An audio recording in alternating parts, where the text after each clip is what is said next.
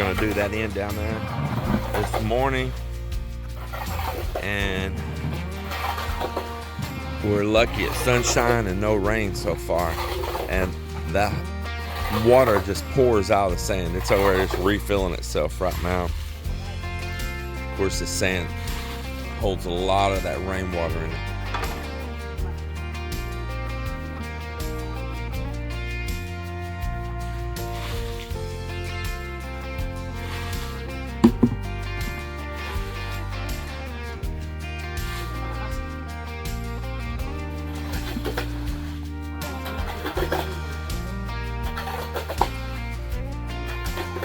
Maybe we can just do that little by little. I don't know. So you don't strain stuff. Maybe I'll just get it set over inside right now. Just set it there.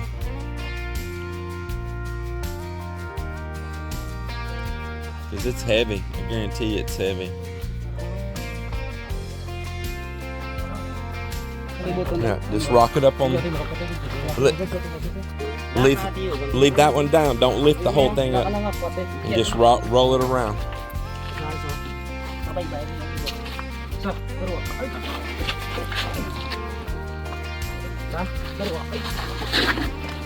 It's still not really doing that, but just lift only on one corner and roll it around. Only on...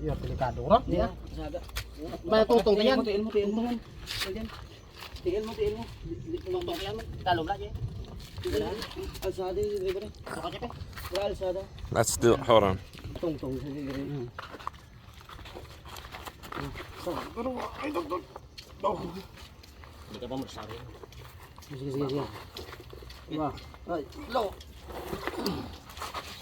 There you go, now roll it around.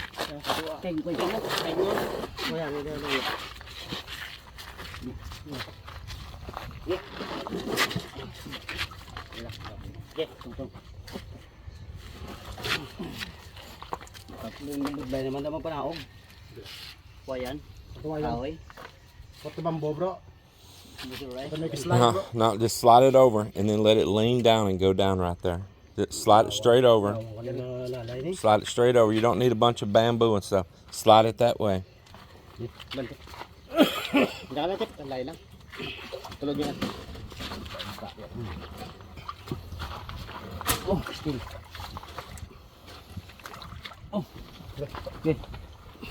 There you go, rock it.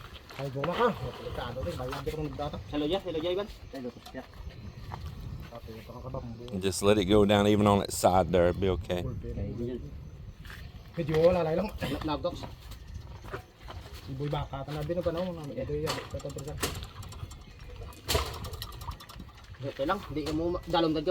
Just let it rock down.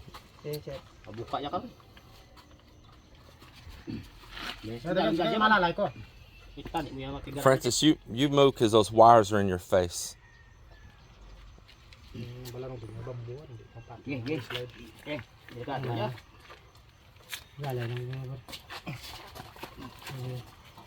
Watch everybody's toes. Yeah. There you go. Just let her on down. You got it. There you go. Rock it on up and dump that water out of it.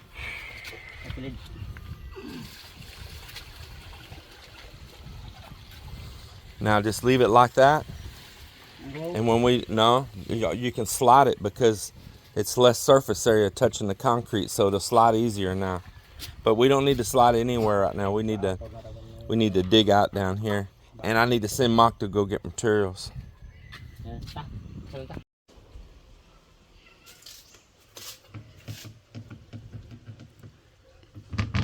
You know what is this, guys? So this is the coconut, the young coconut from our yard here. So today I make it like coconut candy, or we call this one here bukayo. So it's only just a coconut and lots of sugar, brown sugar. And it is good for, if you have a bread, you spread this one to the bread, it's really good. And this morning, I was been harvesting my sweet potato leaves. That's the good thing. If you are not lazy to plant, you always have a harvest. Even this one only. So what I'm gonna do this one is I'm just going to boil for a while and I make it like a salad. I like that one, like a very simple dish. Boil this and then add onion, tomatoes, and vinegar, and that's it, and some chili. Weather is really good this morning, and the boys are busy pouring concrete. So I think I'm gonna get some bread. It's gonna be the snack of our group for today. So we've been having to deal with some challenges on the water and the sand sliding down because it's so wet. But we got that big concrete box down in there, and we got it stacked full of bags of sand right now, so that even concrete will float in a box like that, like a concrete ship. So we got it weighted down right now so it don't work its way back up.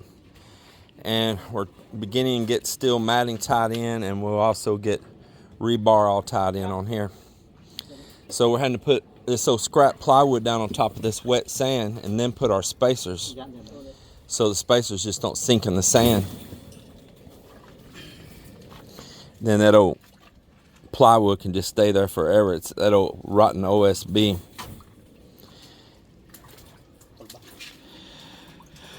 This big sheet of plywood here, same thing. It's hollow. We kinda in behind it right now. We put some sacks of sand and some gravel, some big gravel down in behind there.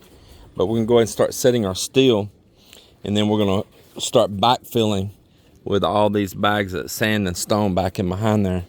Get that shaped up.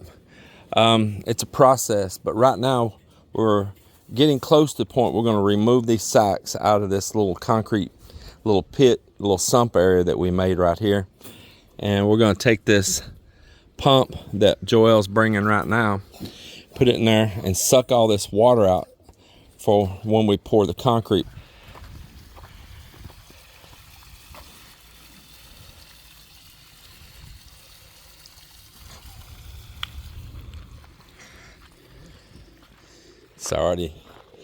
It's already almost empty.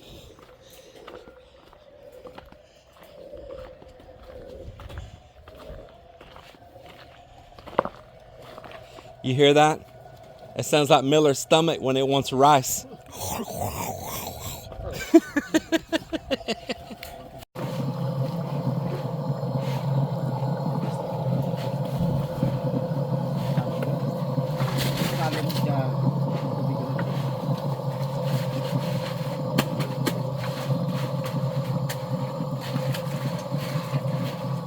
Don't work it too much, it'll get really wet, and the more you stir it.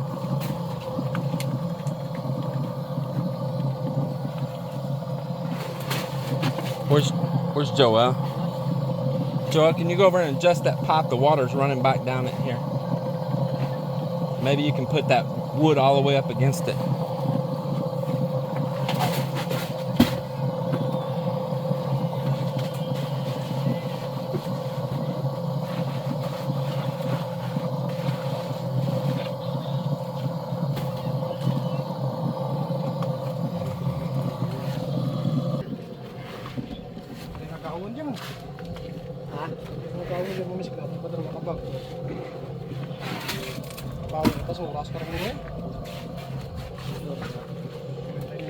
Leave a gap for that water.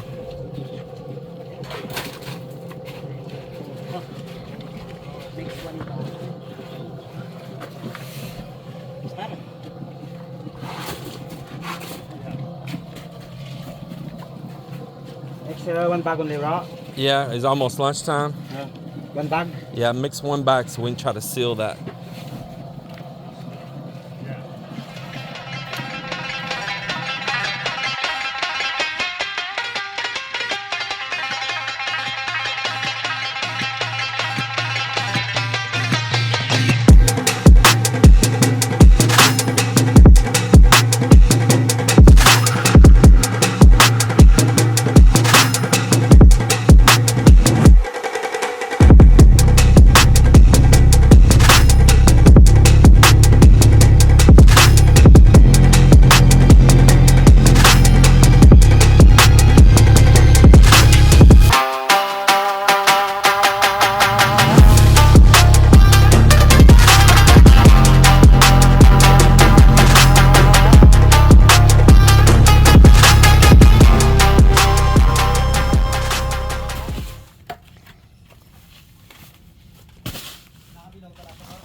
Kompleto.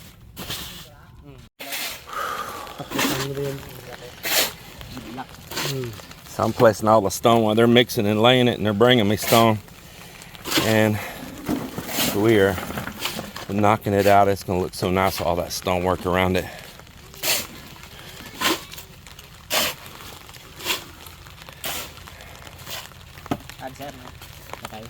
I think that'll be pretty good. Hey, add me some right here on this, but don't fill that hole, okay?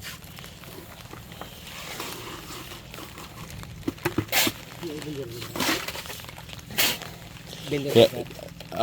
No, you can leave it standing up, but dump somewhere to go right over the top of that so I can stack stone in it. Yeah. Perfect. Perfect, perfect.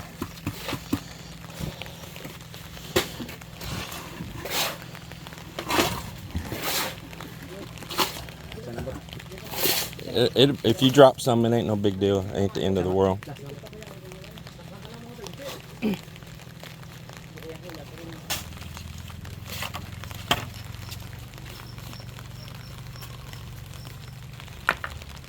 It's raining, so I can't record out there. Camera will get wet. I'm under a tarp here right now.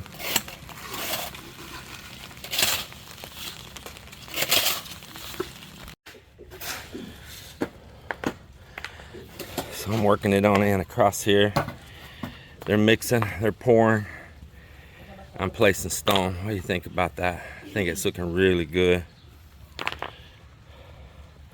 Whew. It is steamy though. Whew. It's trying to rain on us right now.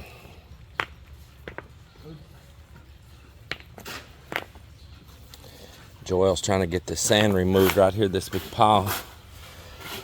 Gotta get the stones out of the way. We'll get it all dressed up right behind it.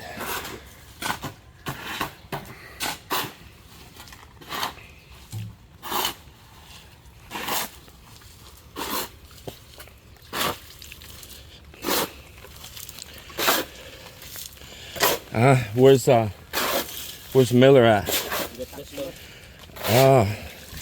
Well, we got to get somebody to replace him though. Hey, you're too old for that now. Yeah, today's his birthday. Almost retirement. Careful, careful. Slowly, slowly. Yeah, slowly, birthday boy. Slowly.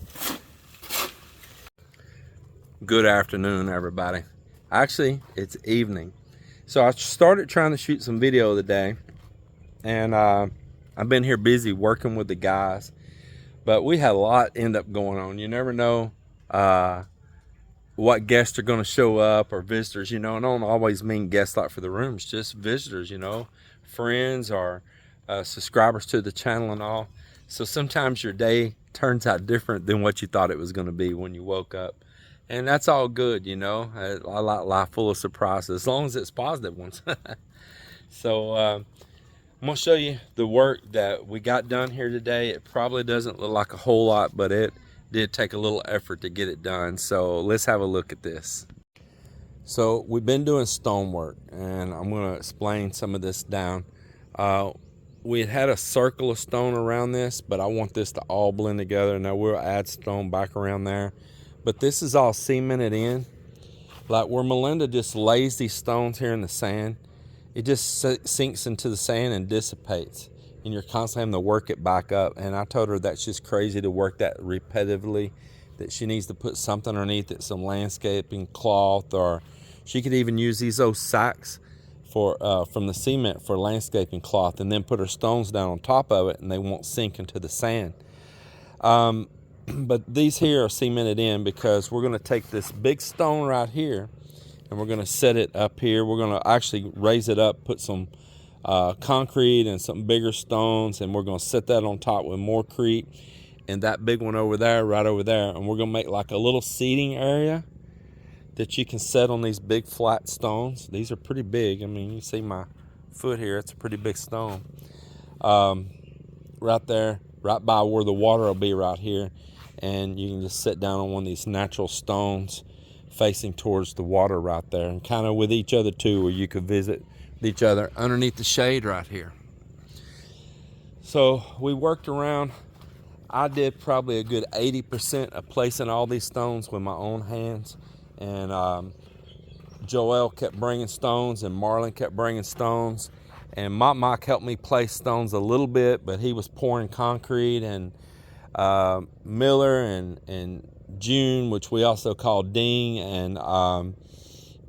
and Francis were over here mixing concrete and bringing it, and we're just all working together like a big old team that we are, and we were laying all this stone. Let me move this piece of steel laying here. It's just laying here, an extra piece we had. And so we're doing this stonework around, and then water runs down this driveway right here and off that roof over the boat. And this is a hump right here, so the water hits this, and then that water will go through that hole right down there and right into the pond.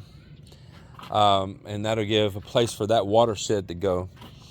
So we're not done with our stonework in here yet, though. This is up around the upper lip and perimeter on it. Stonework, you see there's steel still sticking up right here. Still sticking. And there's going to be stonework along the top of this, and actually on the inside down these sides right in here. So we're going to be continuing working on that. But today we put all this, and all these stones are placed in concrete. All the bottom of them, or the pointed ends, are shoved in. They're all in concrete. There's some small ones that might be loose in there, and that'll hold it all in place, and I don't have to worry about it being picked up, moved away, falling down, anything like that. And it's going all around, and I'll show you what we're going to do over here. So I told you about going around this tree. We'll get some matting underneath this, and Melinda can refill that with stone around the tree that's not in cement. But we wanted this cemented because we're putting these big stones up here. And I took a shovel and smacked those down flat so they'd be really easy on the feet, no sharp points, and so that's really easy on the feet there then. And you don't have any pointed up rocks. So went around here and we randomly put a big one here and there. I say, go get this big one, bring it up here for me, or get that one. And we got it in around here, and we stopped right here where we've stopped on the pond project right now. We got more stones stacked and ready. We got our small ones, we've got our large stones, and I just like how this is turning out. Get all our vegetation back here in behind it. This won't just be sand, this all be vegetation. Now coming around the pond, right up here, it kind of rises higher. There's a little knoll right here. There is a artist here in town that's just amazing, does sculptures and all, and him and I, we chat back and forth for a couple of years now, sharing ideas with each other. He is an amazing sculptor. I share art ideas back. He says I'm as just big as an artist as he is, but I disagree with that. That dude is a true artist. I just have ideas. He is a true artist. He is amazing. And anyway, he is supposed to sculpt me at some point. I'm not sure when I'm going to pull the trigger on it yet. A horse right here. Actually, I want a pair of horses. So right here on this knoll, I want a full-sized, like, American quarter horse. Sculpt it standing right here, and this will all be greenery, but we'll have to make a footing in there for it so that it don't fall over. It's going to have a base. Then we can make it look natural around that base after we, get it started. And I want that horse's head pointed down right here like it's taking a drink of water. And over next to it, over from it, I want another horse, and its head up, just like somebody's pulling on the bridle, its head kind of turned a little bit. And I want to sculpt its saddle on it, but I think for the stirrups, I'm going to buy real stirrups and put on the sculpted saddle. And I might put some of the dirt and stuff underneath there too with real stuff and treat it to give it a real effect. But it's going to have a sculpted saddle up on top. And I want it where guests can climb up onto that saddle and take pictures with 2 horses. Might put saddle on both of them, have them so that if it's a couple or something, they can both get up on a horse and take their picture together with the background of like this bridge and the pond once it's all full of water and green vegetation. And Jay is so excited to do that work for me. And that's the thing, you want to make it fun. You want some, very memorable pictorial moments, and this place is going to be themed a lot with Texas. It's my home state, and I'm proud of it. I have a heritage going back far into the 1800s with Texas. Actually, my family touching back when it was still with Spain, even on parts of my family. And I love Texas. I'm still a landowner in Texas. I'm still a proud Texan, of course. And of course, people are proud of their places too. I'm just representing where I'm from because I have a deep, long history there. My family does, a deep, long history. And even though I'm here in the Philippines now, I still want to hold on to my pride right there. And maybe where you're from, you want to hold on to your pride too, and I respect that. So it was funny. I had a viewer comment one time, being real snide and cruddy, and he said that Texas doesn't have its own culture, that maybe it did long ago, but it doesn't anymore, and that it's just a boring place and this and that. Really insulted me, and that I'm ignorant to have so much pride of my place. But man, if you don't think Texas has its own culture, that's crazy. It's used constantly in movies and all because Texas has such of its own culture. So you all tell me, what do you think? Do you think Texas has its own culture? It's used as a singled out place all the times in shows and movies and stuff. That's the deal. So I just want to have fun with it. Filipinos, I love their attitude. They like to have fun. They like the theme type stuff. They really like it. It's fun. It's enjoyable in life. It's something different. So if you can offer them something different than they just have here all the time, they appreciate that. They really do. And so I want to add character around here on things. So I want the sculptures of the horses. I know when do they get to set up on a big full-size horse, not a little pony like they have here, that little small Filipino horse, but a big horse, and feel like they're in, cowboys and in the West or something, and all that. It's pretty cool. And hey, I don't have to feed it, and I don't have to get its shoes done. Yeah, so that's pretty cool. Over here later, I may add on down the line, a year or two from now, I may add another sculpture or something over here on the other side. We'll give it all time and see. That's possibly in the future I might do that. I'm gonna add other fun things like right here where this sidewalks interchange, I'm going to put up a road sign right here. And I'm gonna put up a road sign, and I'm gonna have some cool little signs done up, get somebody to paint them up for me. We have a family member, this girl, that she's an artist and she loves doing paintings and artwork and all, and I'll show her what I want and let her make them for me. She would be so happy to do them. And do a little sign like, we could give it a street name, or this way like to Galveston, or this way to wherever, just for my state, a little theme. Now, a lot of Filipinos know Texas, and they know the Texas coast. And do you know why they know it? I'll give you a little minute there, and y'all respond in the comments if you know why so many Filipinos know Texas. Don't forget, go right in the comments. So now I'll tell you my take on it. I constantly meet Filipinos that are seamen that work in the maritime industry, and they always poured in to Houston, at Houston and Galveston and all down there, because it is a major seaport. And sometimes they end up going back and living there because they liked it. And so there is a whole bunch of Filipinos in Houston, Texas. Now, I know they're in other states too. I'm not trying to say they're only in our state. I know I always got the haters, you know. Haters gonna hate. But we have a lot of Filipinos in Texas. And just like in other states, we have like Jollibee there in Dallas, Texas. We got Jollibee down in Houston.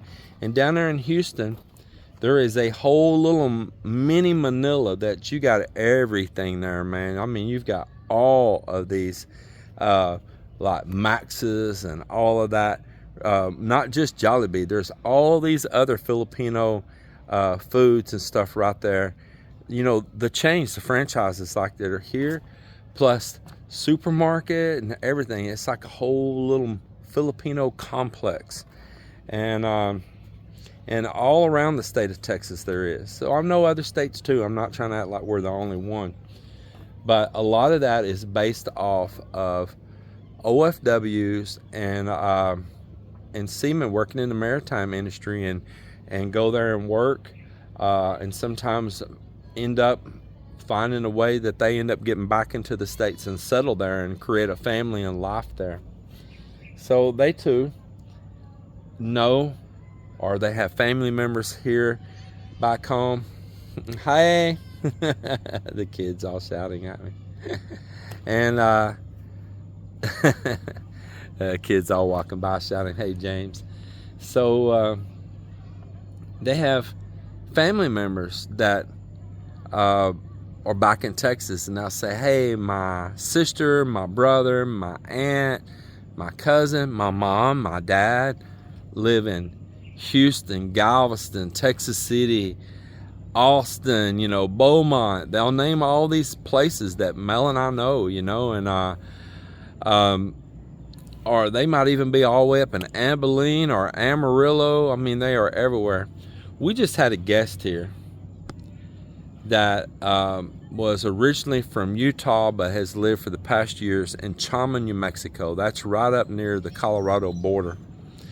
Now, I have a history with Chama, New Mexico because my family being big game hunters, elk hunters, deer hunters, like mule deer and all of that, and bear and everything.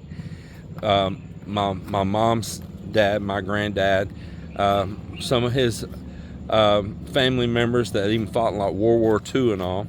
And then they introduced all that to my father, and my father introduced it to me, you know, and all.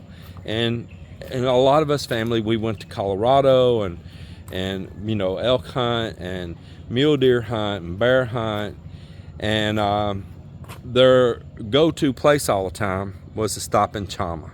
Chama's this little small town, really small town. It was mainly just hunting lodges and stuff there, you know, and packers and meat processors and all. And it's also famous for the old little small train right there. There's a old coal train, steam train that still runs and operates this scenic run up through the mountains, crossing from New Mexico over into Colorado right there. So the reason I'm telling this story is, so he was telling me that they're in that little town of Chama now, that there is a Filipino restaurant in Chama, New Mexico. I'm like, really? He said, yes, that there is some Filipino school teachers that are working now in Chama, New Mexico, and that they got together and opened up a Filipino food restaurant. And he said it's been a hit, and people are liking it. So it's just so funny, this culture from the Philippines. These people get all over the planet, man. They get all over the planet. Well, anyway, that's what we got done today. We worked on the other side a little bit too. We prepared some form work over there. We prepared steel that we're going to do this again on the other side tomorrow, weather permitting. So that's the deal with that. Well, I'm going to close out this video, and I hope you just listen to me talk and share my thoughts and a little history and things like that for a minute. I'm going to go in and get some rest. there's a little bit of crud going around right now in the Philippines, and a lot of people got a little bit of cough and stuff. Change of weather, change of seasons. The rainy season's coming. Her brothers and everybody went kind of right now. I got a little bit of the croup, you know.